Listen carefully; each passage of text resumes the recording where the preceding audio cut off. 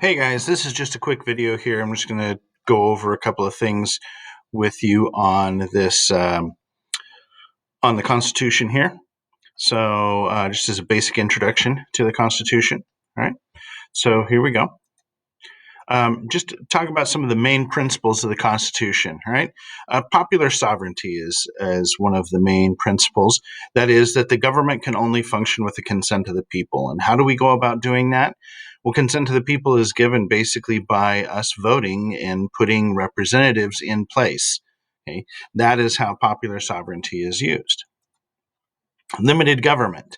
The government can only do the things that people have given it the authority to do. We give the government authority to work through the Constitution. The Constitution is what limits government. And so we, the people of the United States, as we did ordain the Constitution to be the law of the land, if we look through the preamble, we limited government through the Constitution. And as long as we keep supporting and defending the Constitution, and in order to do that, you got to know what the Constitution says. Partly why you have to take this class is so you know what the Constitution says.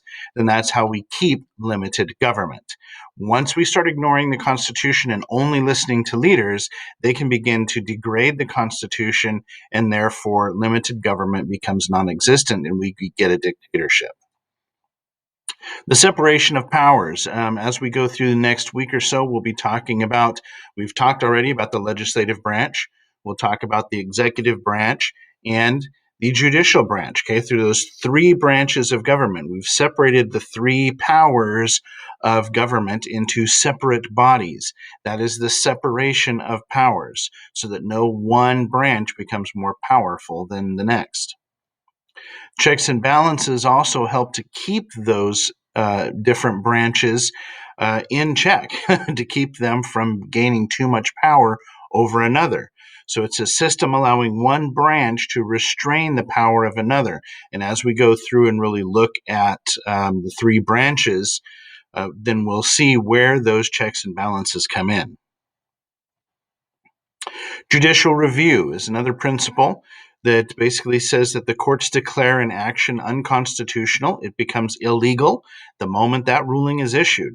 So whenever the Supreme Court or any court, really any federal court, declares an action, makes a ruling, that ruling becomes law and has to be followed. Federalism. Federalism is, again, that division of power between the national and state governments. And we saw that outlined in Article 1 in sections 10 and 11. Or 9 and 10, sorry, in sections 9 and 10. So, the 7 different articles of the Constitution. Article 1, which we've already looked at, outlines the rules and requirements for the legislative branch, the House, and the Senate. Article 2, which we'll be getting to this week, outlines the rules and requirements for the executive branch, which is the office of the presidency, the vice president, and sets up the electoral college, which is the way in which we actually elect the president. Article 3 establishes the federal judiciary branch, or the judicial branch, which is the Supreme Court and all other federal courts.